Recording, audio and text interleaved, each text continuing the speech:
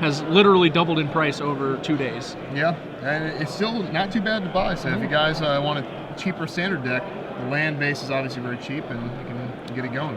Greg leads with Cloudfin Raptor, his most threatening turn 1 play, as it can grow real big, real fast.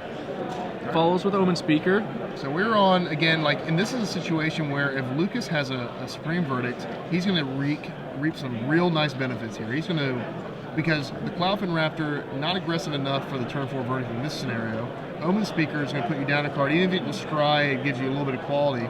But at the end of the day, after Greg plays another card in his hand, he'll have three cards left in his hand, and against an Esper player with 6 cards in their hand.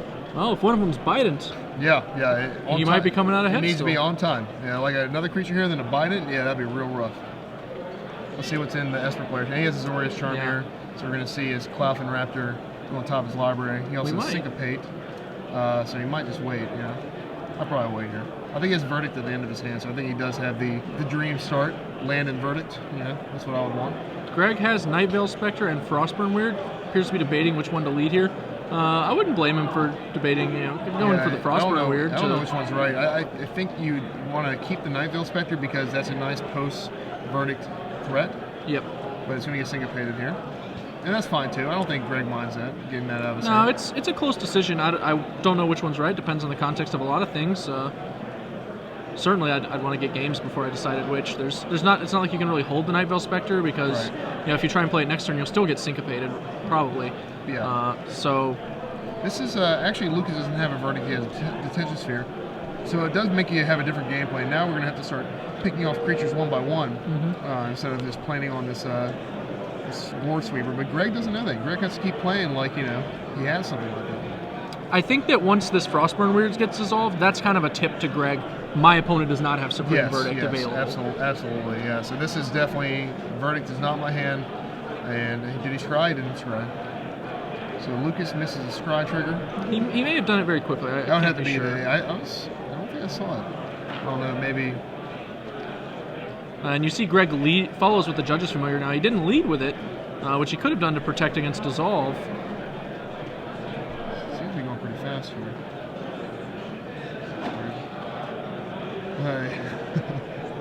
Alright, so he pluses Jace.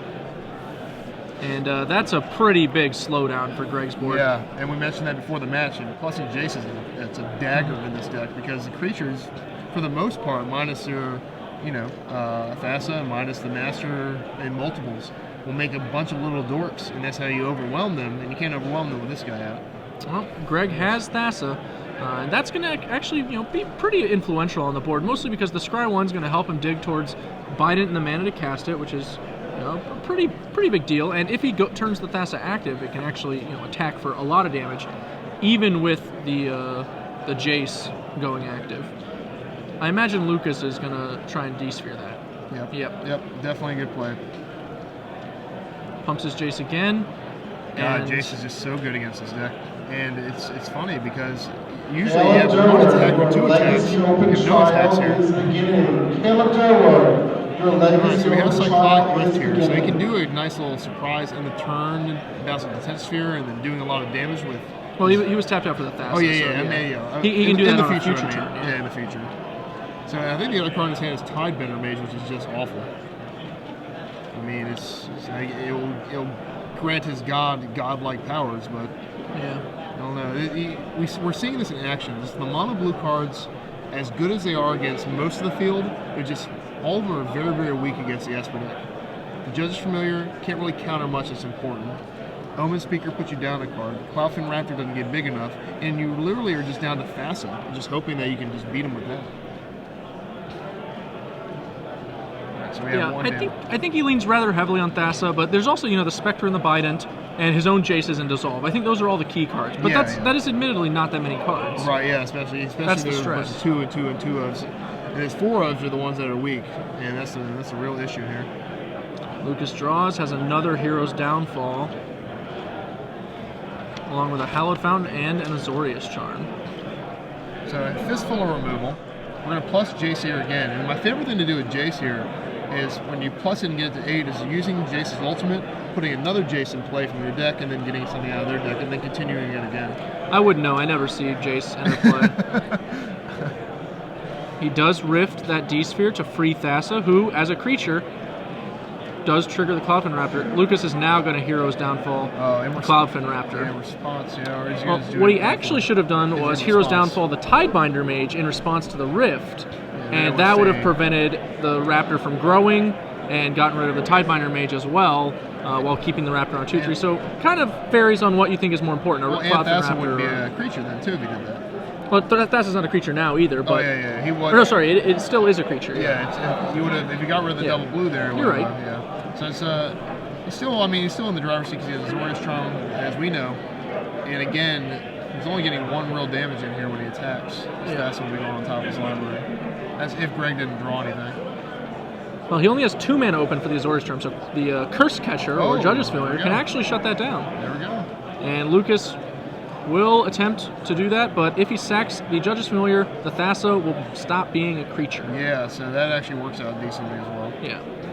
It's not a creature anymore. Lucas takes 1 damage. It's not a creature anymore. So that worked out pretty well. Oh, that's awkward. Oh, yeah. Yeah, we could have played that Judge's Familiar before we attacked to play around exactly that occurrence. What a different situation that would have been, huh? All right, so we use this other Detention Sphere here. Or if not others, the original one that got rifted. We hit the god again. And then again, we're back to money. He actually has the Hero's Downfall to hit the Tidebender Mage. Actually, he just counter with Judge Familiar. So. Yeah, I don't think he needs to do that anymore. It was relevant when it would stop the grow on the Raptor and take away Thassa. Oh, Bident. Bident is a big game. That's exactly the card Greg needed to draw this turn. Yeah, but he sadly has to attack Lucas here, right? He has to attack Lucas for sure. Okay, so he's going to draw a card here. I think Lucas should hold that card, hold the Hero's Demise. Oh, I guess he can bounce it too. Yeah. I kind of like this. I think I'd let Greg have a card. It's not a huge deal, I don't think. I think that in this day and age, people kind of overestimate the value of a card. It can actually be right a lot of the time to give your opponent a card, especially when the one you're holding is sweet. Yeah, he did draw a nice one right there too. So if he would have actually allowed that far no or didn't do the far away, he would have been able to verdict here, clear the entire board. All right, so Jason's at 8. Greg's going to give it a little read, even though Greg has a few Jason of his own in his deck. Yeah, he's no doubt just making sure he understands exactly the ramifications of the ultimate. Obviously, in his deck, he's not ever going for that ultimate. He's just always going for -2s. Yeah, and actually, the first time I had Jason ultimate against me, my opponent put a Nephalia Dranyard in play, and I had to explain to him, nope, can't do that one. And you wouldn't think that putting a land in place is a huge deal, but decided not to make that happen. I wonder why they put that clause on there. No land. It doesn't really make much sense to me, man. All right, so Greg untaps. He has Island in hand with his returned Bender Mage. He's sending both guys at Jace. Jace is plus, so it's going to do nothing. Yep, that was just a spot check. Hey, you remember to stack these triggers? And Lucas, I got it. All right, and let's just roger that. Well, he doesn't need to go getting cast a Jace from his deck because he just drew one. Oh, okay. So, what do you get now? I don't know. With your embarrassment of riches. I guess you get Elspeth. I think I like Elspeth. This seems good. Pretty good, yeah. I mean, I don't see anything better. Could get Ashiok. You could. Could get Ashiok. All right, get Ashiok, yeah. Oh, you got the 6-mana one. That's weird. Oh, he concedes Greg concedes to the Elspeth. I like the concession here because he doesn't get to look through Greg's deck. So even if Lucas has a kind of a good idea of what Greg's playing, he still doesn't know exactly what In fact, is there an order to Jace's ability? Because he could have started with Greg's deck, and that way he doesn't have to show Greg that he has an Elspeth. There is an order. I'm not sure of the order. I think it's your deck first. Okay. I'm pretty sure, but like I said, how often do we ultimate? It's very rare. So. Yeah, that's fair. I'm morbidly curious, so I'm going to go ahead and check it out myself. Yeah. Why don't you give me a little bit of Lucas's sideboarding strategy, you Esper Master, you. All right, I'll get real Esper here. If I were Lucas, I'd board out Ashiok, regardless of matchup, but definitely here. And bring in some Ratchet Bombs. Those seem pretty good against his deck. Already another sweeper, because if you notice, Greg's deck has a lot of the same mana cost creatures. I'd bring in Aetherling to replace Ashiok as a better win condition. So definitely Doomblade, definitely Ratchet Bombs, and that's about it. There's not really much. So I guess the more important question is, what do we want to board out? and that would be Ashiok, of course, is 2. But I don't really see many other cards that are just awful in this matchup. It's just a bunch of removal and counter spells, which I think are all fine. Scgmke on the draw, I think, is necessary to counter Thassa on 2 when they're on 3. So I'd take out the 2 Ashiok and probably just bring in 2 Ratchet Bomb, call it a day. All right, well, on Greg's sideboard, he actually has a fair number of options. He'll certainly be bringing in 3 Gainsay and 2 Negate, no question. They're like the best possible cards he could be bringing in here. Yeah. Note the split on Gainsay and Negate, actually pretty interesting because, this is, post-Pro Tour Theros, basically, Yeah. and, a lot of people figured Gainsay wouldn't be seeing play because Negate was just going to be better, Yeah. but because of this mono blue Devotion Yes, deck, which yes. has all these blue cards, including Master of Waves, Gainsay is actually, becoming a card because it can counter blue creatures Yeah. and some blue spells. So, I was one of those naysayers. I said Yeah. Gainsay was unplayable. yeah, and Who saw Frostborn Weird being the best 2-drop Magic right now? It's in every deck. It's in the Yeah. Devotion deck. It's in the Control decks for sideboard. it's in the red decks. It's in the red decks. It's crazy. It's just a deck. It's a card that survives Anger of the Gods as a sweeper. It's a card that blocks all day long, and it is an aggressive card. It's almost like miniature Morphling here, and people are really taking advantage of it. And we've noticed earlier, we've seen on camera that opponents have been forced to Supreme Verdict it all by itself. So it's pretty impressive. At a minimum, Greg will be bringing in those 5 cards. He also has access to 2 Cyclonic Rift, 2 Jace Architect of Thought, and 3 Rapid Hybridization. Obviously, the hybridizations, they're not even a little interesting. No. I don't think that the Cyclonic Rifts are either. In fact, I think he's going to be looking to bring out the ones he has in his main deck. I think we're counterspelling. I think this Gainsay Negate definitely, and I think maybe a Jace. That's what I'm kind of curious. There's a bit of a stress between Pithing Needle and Jace, as I think it will come up that you want to be able to Pithing Needle Jace Architect of Thought, right? Right. Like in that game, Greg would have certainly loved to do it. It would have been game breaking. I think if you do that, you actually have to board out Jace Right. himself. Yeah, so you have that to board puts out him your in Jaces. So there's quite a definitely situation. some stress there. Pithing Needle is a reasonable answer to a few other cards, namely Elspeth and Ratchet Bomb. But that's about it. So I could see Greg bringing in maybe a few Pithing Needles. I don't think he can afford to bring in the full set unless he gets rid of all of his Jaces. And at the same time, the question is, does he want to bring in his own Jaces? Board that fell out too. You think he's going to board out Tidebinder Mage? Maybe not all. Maybe not. I think he he boards out Omen Speaker first, right? Like, Yeah, Omen Speaker is worse. I think Tidebender is literally a Grizzly Bear, and I understand the theory behind it. But to notice, he's playing 3 Thessa, which is kind of like the new thing now, because I've seen 4 is not exactly popular. Almost all these listed at 3. I'm going to run 4. Yeah, I think if I were to play this deck, I'd want 4. I mean, because especially against Esper, where they have Detention Sphere, and they have Azorius Charm, and they have lots of counter spells, they can stop Thessa from hitting the board. Yeah. And it seems like a card that you just want to have every time, all the time. Interestingly, I saw among one of the lists that top-aided Pro Tour Theros, I can't recall exactly which player had this. I believe it was Pierre Dagen or Jeremy Dazani. I'm pretty sure it was Jeremy, actually.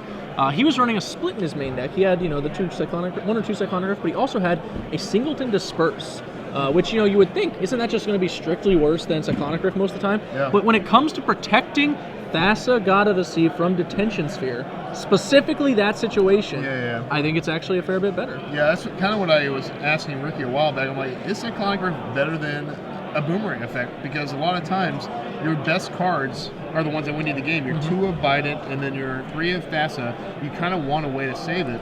And I agree. I kind of think if I were to play this deck, I'd play maybe a Negate or 2 in the main, because the only times I've seen this deck lose is to a hasted the Hydra, the Cutter.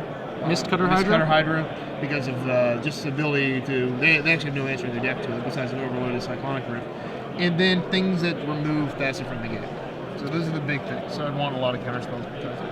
Then again, every deck I have, I'll put in more counterspells. So Yeah, I know. if it's mono red, I think that the Rift gets better the more Nykthos you run. Greg's running 3 Nykthos, which is hardly standard. I think most of the lists at the Pro Tour ran 1 or 2. Yeah, so yeah, definitely much better. That's in worth that situation. considering as well. That overload is almost fate, inevitability. All right, so we do see the Supreme Verdict in Lucas' hands, so this will be a different game. And Greg still needs to remember what deck he's playing against, because even though it wasn't a Verdict game 1, you can't really get Verdicted out here. Yeah. Greg does have Mutavault here, which is a good weapon for fighting Supreme Verdict. Lets him have a source of damage still on the board once the Wrath resolves. And he goes ahead and plays it out so that he can, start threatening attacks with it if he decides he wants to. His hand is very slow. I think if he has Thassa here, he has to play it. I think there is Syncopate involved, but you have to try. I think like the longer you wait, the more counterspells you allow them to get, because now you turn on Dissolve, larger syncopates. I think playing draw go with Esper is probably also a huge mistake. Yeah, it's a dangerous situation to get yourself into. I mean, you can start baiting things out now by playing like Master of Ways, but I'd probably rather have a few guys out before dropping that. I think playing the Master or the Omen Speaker is fine here. Note that Greg does have a Pithy Needle in his hand, so we know that he brought in at least some of those. Yeah, and I think it's a good play. Either that or just maxing Jace's, one or the other. Either fight Jace with Jace or fight it with your own. So he left Omen Speaker in, so you have to assume he board out some Tidebender mages. I'm kind of on with you. I don't know if the one more power and the one more devotion is better than Scry 2. I think it is. I think, especially with Jace out there being +1 and wanting to get fast out early, I'd probably rather have the power there. I think that it is, although the Scry 2 does give you a better shot at digging to Bident, which, as we noted, is such an important card. Yeah. Wow, Greg keeps both. Tops his Omen Speaker. Always intimidating to see Scry go top. That's true. You're like, man, I'm screwed next turn and the turn after that? Yeah, that's rough. And that's when you want to Esper. I saw, and this is, again, it states, so it's more casual. I saw people playing Psychic Strike over Dissolve.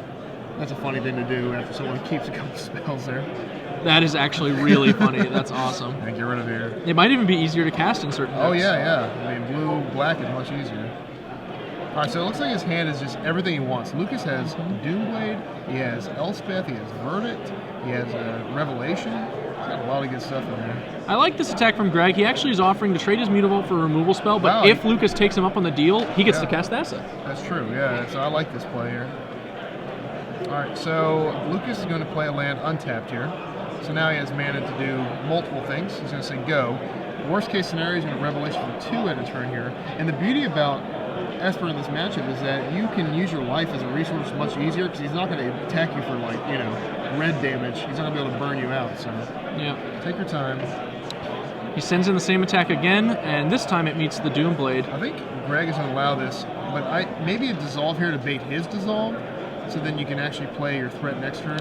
You're kind of fighting on his terms, though, at that point, right? Yeah, I think, and then he might untap play Elspeth here, which is, we know would happen. Yeah, I think that if the Elspeth happens, Greg is in really bad shape, so he continues to hold open his Dissolve and try to play that game. And Greg's deck can't handle really many on-board pressures. He has to stop him from landing and play. Yeah, the problem is that Lucas is designed to play, the flash game, whereas Greg's deck, it really isn't. It's designed to play the fish game. Yeah. You get some guys on the board, and you start attacking your opponent. Yeah. Greg does have the Pithy Needle, so maybe you shouldn't be too afraid of a Resolve, Elspeth, or Jace. But we'll see if he can... So Revelation for 3 here. Now things are getting rough. This is where Flash takes over. So he's going to bite, and then Lucas is going to untap and play Elspeth. Yeah, he needs to be able to dissolve a real spell, though. That's, I think, why we didn't dissolve the Doomblade. Trading a Doomblade for dissolve is a great trade for Lucas, even if he still has to take 2 damage in the meantime. You see what he drew? He drew Ashiok. I guess he didn't board that out. Oh, Lucas. Maybe he'll have to find Lucas and give him a heart-to-heart. Yeah. I'm like, you guys don't have to listen to me, but you probably should listen to Waffle Topper. He's not a bad mage from what I heard. All right, so Elspeth comes out. Dudes in play. Soldiers. I think if I'm Greg, I want probably Jace Pithy Needle here. Yeah, definitely. I think you Jace first and try to maybe flip another Pithy Needle. Lucas will put it in one pile by itself, and then you get him. I love doing that with Jace. Play the Jace first. Try to bait him to give you that Pithy Needle in the 2 pile. Keep in mind that if we neg 2, we will lose our Jace. The soldier tokens aren't going anywhere. Yeah, that's true, yeah. But at the same time, considering our opponent's deck has Hero's Downfall in it, it might be a fine trade. Right, yeah. I definitely it does feel bad, especially against Jund of Old, to play Jace and plus it, just so you don't lose it and they dreadboard. Yeah, I would kind of be tempted to play Jason plus especially here when myself. I'm low on land, too, because he has a fistful of cards, so he just needs a few land here. So he takes a 2 land pile here, he's going to be really in good shape. At least Greg will have some ammunition. Yeah. So... he's going to play Jace. No, he's going to play the Pithy Needle first. It's not really a big mistake. It's just a small thing. So if he does flip Pithy Needle over in this pile, Lucas will be more inclined to hand him the Pithy Needle. That's assuming he's neg 2ing. If he's plussing, it doesn't really matter what order he goes in. Right. And he's plussing. Yep. All right. I don't mind this play either. I think they're both fine. Yep. I think it's a close decision. Yep. When you're right, you feel like a genius, and when you're wrong, you feel like, I should have done it the other way. Should have minus it. He had the Hero's Downfall. He actually doesn't have it in hand right now. He does have a Detention Sphere, though. You might wind up using that here. I definitely would do that. He could hit the Pithing Needle, though. Actually, probably hit the Pithing Needle. And then plus Elspeth again. I don't see... There's not many evasion creatures in Greg's deck. He's going to hit the Chase. Because look at his deck. What does he have? Nightville Spectre and a bunch of 1/1s. There is a card in his deck that grants evasion. Right, yeah. Thassa can let you run through all those soldiers in a hurry. Yeah, that's true. But when being at 6 and then I think 2 turns and ultimate. I think the best weapon is probably just Master of Waves, to be honest. Here comes a dissolve for this. It's an easy decision. Lucas may be scared of a Syncopate, Gainsay, or Negate from Greg. Alright, so I guess he's going to play the Doomblade, the Creatures plan, so to prevent Thassa from being something. But that Scry 1 is going to really pay off every turn to kind of overwhelm Lucas eventually. Looking at Greg's hand, he has a Master and a Gainsay at a minimum, as well as another Thassa, so he actually wouldn't have minded losing one. And a Snap Negate on Ashiok earns a Snap Dissolve from Lucas, which is interesting because we were both talking about how we don't really like the card in the matchup. No, definitely not. But Lucas now has one in play at great cost. Yeah, and at this point, any Planeswalker would be good because Greg has no offense. So, I mean, anything here would be good. I think a Jace would be a lot better, obviously. A working Elspeth would be a lot better. Finds an Omen Speakers.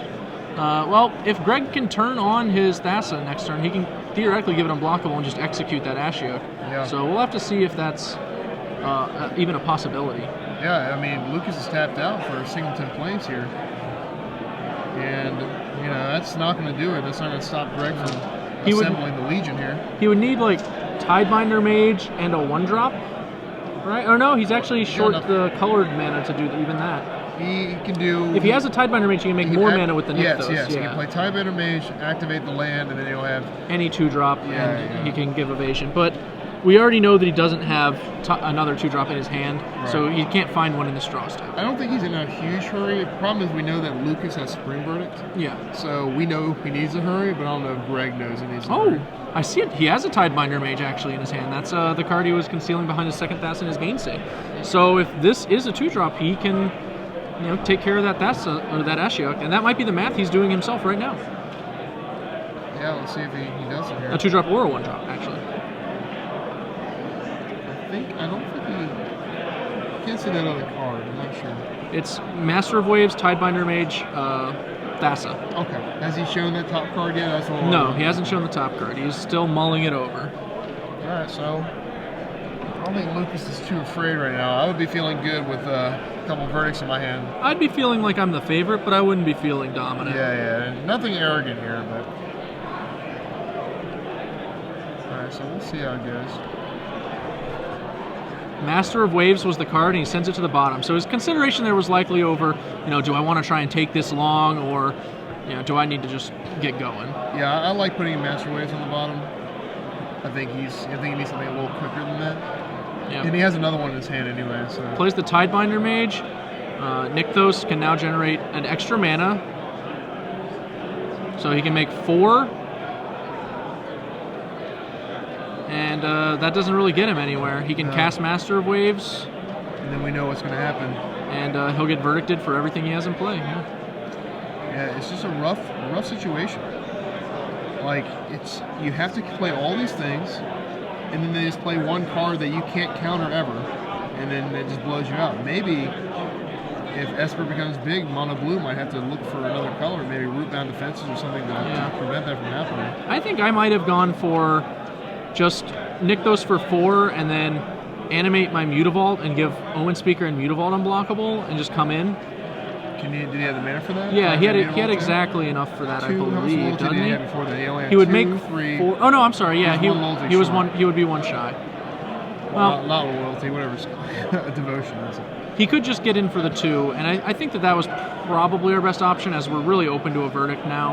Yeah, and you have to assume. But I don't know. It's it's hard for me to say when between a rock and a hard place here. Yeah. So he gets to attack here at least and get rid of some of these soldiers, but we know it's coming. Yeah. Lucas is just going to block both, and as soon as he does that, Greg gets the tip off. He's like, oh, they're both getting blocked? Oh, so all these creatures are going to die very soon. I got it. Yeah. So Greg knows what the spell of choice will be here for Lucas. It's fun to see, and I'm really excited to see Verdict at its best. This is the best it's ever been. Before, when you had Verdict, it came out right after Delver was not popular. You know, not been great with Delver around, and it's been all these Thragtusk around forever now. So, but now again, it's good. It's doing what it's supposed to be doing. It's clearing a board for you, making the world safe again. Ashiok goes up, hits 2 more lands and a negate, and Lukas plays Ratchet Bomb and ships the turn. And Ratchet Bomb is an answer to that Pithing Needle. Greg is in trouble now. Big trouble. Instead of this is definitely the right play. Before I saw the Ratchet Bomb, I was like, oh, why is he not playing Open Speaker? Because that's definitely better than milling right here, because you get to go dig for more nasty control things. But in this situation, I guess Holding Doomblade is safe. Well, plus he has, a soldier token still in play. That'll make Greg spend mana to activate anything. He'd have to activate Mutavault and give it unblockable to do anything. We know now Doomblade will prevent all that from happening. Wait, actually, he has Jace now. Why does he have a soldier in play? Is that soldier left over from? Oh yeah, that soldier should be gone. The Supreme Verdict? Yeah, we're covering that. Sorry, guys. Yeah, we're like, how does soldier get there? Oh yeah. No, that thing is gone. All right, so it's easy to forget. Yeah, it's easy. Yeah, I think we play Jace here and just start getting some cards back in our hand. Yeah, I agree, but it's a grim spot. With that Ratchet Bomb in play, we know Elspeth's going to start taking us out. So yeah, you're going to need a Jace here to hit another Pithing Needle to replace that lost one. Because we just know that there's just no answer in Greg's deck for these cards. These control cards are weak against the red decks, and they're so fast and they can burn you out the rest of the way. But we know that Greg has no reach after it's all said and done. If he doesn't bite it his hand back to full, Lucas's life will be 11 for the rest of this game. Yeah. Now he taps his mana, not leaving the Mutavault open. I'm not really sure why.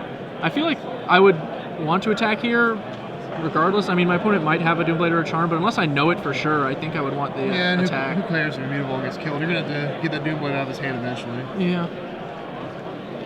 Tough spot. I think Greg's just realizing how grim of a spot he's in.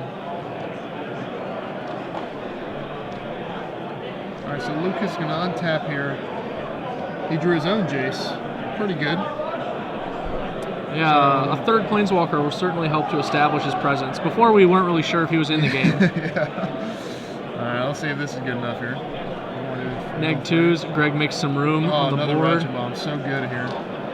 Because now, that bomb is just on the board for anything that he could ever worry about later on. All right, I'll take the Ratchet Bomb here. Lukas debating. Thinks, man, Scgmke for 3 would be pretty sweet to keep up. It is, yeah. I think the bomb on 4 not only gets rid of his Jace eventually, but also if he draws it invited, it gets rid of that. It just has so many ways, so many things you can get rid of. Easy decision there. Yeah. Elspeth goes up to 6 after the bomb blows away the Pithing Needle, as expected, and now Greg's in a bind, under a lot of pressure. 2 lands and a Gainsay from Greg's library for the Ashiok. And again, we've seen Ashiok can play 3 turns, and it's literally done nothing. And that's not true. It's exiled 9 cards. It has exiled 9 cards, and we know how important milling is. But it's just one of those cards that just doesn't have any real on-board application against most of these decks in the format. And Wafo realized that, and a lot of players have, and I see this card being played a lot less and less, where I see a lot more Thasses in the future. It's funny, because I actually think Ashiok gets better the more cards you add to the format. I think it's better in Modern than it is in Standard, and I think it's better in Legacy than it is in Modern. Yeah, at least in Modern, at least in Legacy, you only have to -1 or 2 to get a bomb creature, because all the creatures are 1 or 2 mana, and they're all insane. But in Standard, you're minusing it and getting a Tidebender mage. It's not so good. And you wasted 2 turns to do so. I mean, it's just too much. In the Legacy format, it obviously plays well with Deathrite Shaman, and Legacy also has significantly less Abrupt Decays than, say, Modern. Obviously the card's good in both formats, but Modern has way more Abrupt Decay decks than Legacy does, so it has a smaller percentage of the metagame share. Right. And it's one of the best cards against Ashiok by a country mile. Yeah, and it's tough, too, because, like you said, if they Abrupt Decay the first time, it just does nothing. Almost every Planeswalker in Magic, when it comes into play, it does some in-game application. Liliana makes you Edict, and Elspeth makes guys, and Jace Brainstorms. So if you get rid of it, no harm, no foul. I still got card advantage out of it. With this card, you don't. And you might not even get card advantage after 2 or 3 activations, because a lot of these Legacy decks, the older Stoneblade ones, not the Deathblade ones, only have 8 creatures in it, so the chance of milling a creature is pretty low. Or they can brainstorm a response and you help them out a lot of times too. So I don't know. I guess we'll see. But you're right. It's definitely better in older formats. And Standard, I think, is just abysmal. Greg, in an awkward spot, appears to be going for the Jace kill with his Mutavault.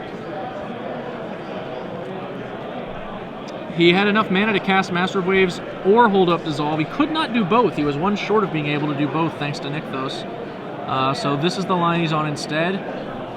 Oh, he's going at Ashiok. I guess he's fearing the ultimate, given that he actually has a fair number of cards in hand right now. Yeah. Doomblade executes it, and that might just sew up the game on the spot, honestly. Yeah, I don't think Greg's been in it for about 4 or 5 turns now, but this is one of those. You're looking at 3 active Planeswalkers. It's just too rough.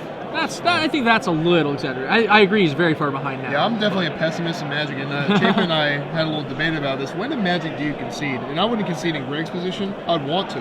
Every fiber of my being would want to. But like when we watch Legacy players, someone played a Blood Moon against a deck with no basics. I don't care about seeing the rest of your deck. I'm miserable. Yeah. I can't cast any more spells. I don't want to be here anymore. I want to get to my sideboard. I want to put cards in there. I want to get back on that horse. When you lose a game, you can't wait to get to the next game so you can actually win that game. You want to get back in the mix. So yeah, it's funny because for me, conceding the way I always think, is there even a remote possibility I could win the game? Like when I'm streaming, people can even see me do it. I'll be really far behind. Looks like I'm probably dead, and I'll just stop and go.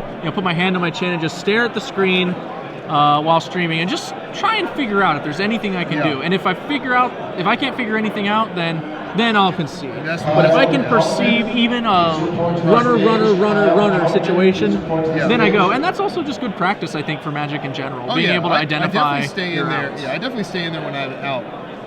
It's more like you're the mono red player, they Revelation for 6 and they Revelation for 7 afterward, they're 25 life and with 30 cards in their hand. Yeah, man, you could draw some burn there. Those could all be lands. Need all the burn. Need to go deep for that one. Greg scries with his Thassa, still digging for help. Elspeth is breaching into Ultimate realm. It's Elspeth Ultimate is just pretty sweet. Yeah, Jace's +1 is currently keeping the soldiers at bay, but it won't for much longer. And I was an advocate of Elspeth right from the beginning, but just watching it after playing with it, it's a different kind of good. It's just one of those where every ability is so crucial. It's so good. It's just $40 6-mana Planeswalker. Who would have seen that, right? All right. Well, Greg plays Tidebinder Mage and then activates Thassa's unblockable ability on herself, and looks like she's going to gun at someone. Yeah. The only question is who. Greg, I think he realizes that he could have activated Nykthos for 5 mana and then given her unblockable and cast a spell for 3 mana or something like that. What's that Ratchet Bomb at? Do you leave it at 0? It's at 0, yeah. I think I would have cranked that up to 2. That would get Thassa. If it was at 2, it would be 2. It should be at 2 this turn. Never going to get Thassa. Not Thassa, excuse me. Tidebender Mage, because sure. Thassa would be turned off. That's kind of playing around a pretty tight situation, though. But there's leaving it at 0 is just for the 1 card, and you already put 1 in the graveyard. And then again, it's not that great. Yeah, I don't think you would want a 0 either. That's my biggest thing. I would have probably ticked it up just because I have a bunch of soldier tokens too. What are the odds I'm going to actually throw all those away? Did he forget the Jace trigger? I think he forgot the Jace trigger. He went from 7 to 2. Oh yeah, we'll have to get a correction on that. The Thassa should have been or actually, I'm sorry, no, don't. He missed it. Yeah. Yeah, he should. He made a mistake. It's okay though. I think he's ultimating here. He's exiling all of his cards in his hand and graveyards. And again, another ability like you mentioned in Legacy, the ultimate on that actually does something with graveyards. And standard graveyards are pretty worthless nowadays for the most part. Those are also 2 separate exile piles now. We'll want to get them unified. Yeah. Yep. You can use all those cards. That's true. You can get your own little Thassa Galaxy if you so desire. It's only going to take about 3 more turns. So one day. Oh man. Sphinx's Revelation for 7. So back to the discussion about concession. You're still full. I'm still fighting here. Still fighting here. I'm still fighting. What do I look like? A chump? I'm a chump. Oh, that Revelation would chumpify me. But we'll see what happens here. Hey, he's got a Nykthos, an active Thassa, an active Jace. He's got Jace going. Yeah, he's got stuff. What more could a man want? a bunch of soldier tokens on his opponent's side of the board. I actually wouldn't concede here either, mainly because he actually has a board. Yeah. So he's still in this. I can picture my runner. Yeah, that's all I really need. I think that, I mean, if that ratchet bomb was up to 2 still, Thassa would be turned off. Yeah, I think that now we should be boosting up the ratchet bomb. Maybe there's a die off screen that we can't see or something. I don't know. Yeah, it seems very peculiar that it has continued to sit. And also not attacking with tokens, I understand this, because you're just going to run them into a 2/2. But then again, you're only losing 1 token. Oh, he plus Jace. Yeah, Greg's Jace is keeping the tokens at bay. Yeah. So we would be spot checking, basically. Sorry, I got pretty much excited about the Elspeth being at 7. I thought we had good times here. Well, we can nick those to give both our guys unblockable, and we'll have a mana to spare. And that'll allow us to execute Elspeth and Ashiok. Right now. And I would not fill out W9. This is a perfect example of for you to do so because we don't Ashiok not doing enough in this Again, we matchup. 7-2 right now. I would not fill out W9. What we just did was strictly worse than just nick those things, right? Yeah. We spent an extra land to kill those planeswalkers, but we did do the play described, and they are dead. So we're going to boost Jace. So, Greg, and I think you're right, I think the situation's turned. I think Lukas drew a ton of land there. Yeah. He does have a Doom Blade Man. to stop this. Yeah. I'm just saying. Yeah, You battle, Shaheen. Yeah, that's why I ain't no chump. I'm not going down without a fight. You're Rocky Balboa here in this. I can't do it. Mainly, I just don't play decks that put me in that situation. Like, I always have outs, unless I'm dead. Like, I turn 4 or 5, you know? There's always outs in the control deck. There's always ways to get out of the situations. Yeah, I don't think Greg has been in a spot in this game that was concession worthy. And he certainly isn't now. It's even looking slightly favorable. Lukas has another Elspeth, but it's not long for this world. You know, we've had the exact same combination of plays that we had last turn. So unless his rev dug him into an answer. He has Doom Blade. He has Doom Blade? So okay. So he can stop the Tidebender Mage. He thought sees Island. Land here, so he can Doom Blade and cast. Yeah. He did I not believe play he's a making land. sure that he didn't play a land before he plays one. In the round, So it's actually a pretty big deal, as you know, if he can't play a land here, he could be the access to Doom Blade and Dissolve would be a pretty big deal. He 100% didn't play a land this turn, so. Okay. Yeah, he confirms that as well, and now he has access to Doom Blade and he Dissolve. has 6 cards in hand. He drew for turn. If he would have played a land, he would have had 9 or 8 cards at end of turn. Yeah. So he definitely did not play a land. So Greg here, scrying, looking into the future. Players may have heard, our audience may have heard players called to time. However, the feature match actually got started a little slower due to a deck check, and we have plenty of time. So these players still battling. Although it is looking more and more likely that Greg will be fighting for a draw, as the longer it takes him to get into this. Yeah, and especially here we know Lukas has Counterspell, Doomblade, and Greg only has 1 card that actually does something, so there's nothing Greg could draw here that could stop the series of plays from happening. Yeah, Greg uses Nykthos this time to activate his guys, and he makes the attacks we assume will happen. Thassa will become a nothing. He did draw the Dissolve, though, so he gets to actually... Greg drew Dissolve? Yeah, wow. Greg drew Dissolve, but luckily Lukas has a Dissolve of his own. You have to dissolve here. Yeah, you don't have a choice. He dissolves, and Lukas fires right back, and you see Greggy knocks his hands together. He's like, no, he had it. Man, that's tough. God, you Revelation for 7 and you drew it? What a lucky guy. I mean, he had to draw, the Doomblade and the Dissolve, which that's a small feat. And he also had, another Elspeth along with all he that. had the Elspeth prior. Yeah, but I mean, Greg seeing all these cards is like, how many of these can he have drawn? He could only have drawn so many. That's true. I'll tell Greg, welcome to Esper, my friend. Every card we draw is good. So. We're getting a soldier count. That's 12 soldiers. We've run out of tokens. Yep. And Jace finds us Hero's Downfall, Supreme Verdict, Syncopate. That is the card. That's going to be a tough road to hoe. Greg will need a fair bit of work to get back to an active Thassa, or he'll just need a Bident. Well, actually, with Thassa, with Hero's Downfall here, those 12 soldiers are now pretty daggone lethal soon. It's like, that's true. We're actually starting to get there. Yeah. Oh, there's another MVP of the day, Ashiok. Maybe in another 15 turns he can exile Greg's hand again. Of course I kid. I like to joke around my friends here. Twitter's actually having a pretty live debate, and I got a few people involved with, not on my personal page, and then we've got a few other people involved in it. Ali has joined in on Facebook, so we're having Ali Andrazi for those listening. So we're having a good old fun Ashiok bash here. Ali is actually pro Ashiok, so we have two sides. We split this Jace. He gives him Thoughtseize, or land. I'm pretty sure Lukas took the land, but I guess I can't be 100%. Yeah, I mean, at this point... The Ashiok exiles 3 cards. We have 2 separate exile zones because we have 2 separate Ashioks. yes.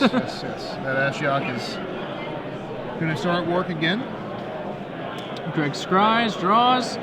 He has no way to turn his Thassa online this turn, and he's got some issues over the next 2 turns, as those soldiers will begin attacking him. You can say that again. Violently and with abandon. Yeah, with reckless abandon. Maybe you can trick Lukas into casting Supreme Verdict. That's about his only out here. Mindslaver. That was a fun card. Lukas attacks for 12. They actually changed the rule for Mindslaver right when I played it at the last Worlds tournament, where you were actually allowed to look through their sideboard after you did it. So when I slaver someone trying, they get to go through their deck box and take look a gander. Things. Oh man, what a fun card. Greg, I believe, is only out here Cyclonic Rift, which, as we discussed, he actually likely boarded out. Yeah, and even if he gets a Cyclonic Rift here, it's just rough pasture ahead. Yeah, we haven't seen a Cyclonic Rift exiled, I don't think, although I honestly have not been paying attention to the whiffs. I think Lukas is anti-Ratchet Bomb. That Ratchet Bomb is just lonely sitting there at 0 the whole game. Poor Ratchet Bomb. Greg taking a peek, bottoms it. Oh, appears to be debating it. Wow, now I really want to know what it could be. Yep. I think there's just no card in Magic besides Cyclonic Rift that he would ever leave here on top. Draws, it's Gainsay. Nykthos was already in his hand, and that's game. Yeah, even though Hard Greg fought. Yeah, it was well fought. Even though Greg danced with Lukas a little bit,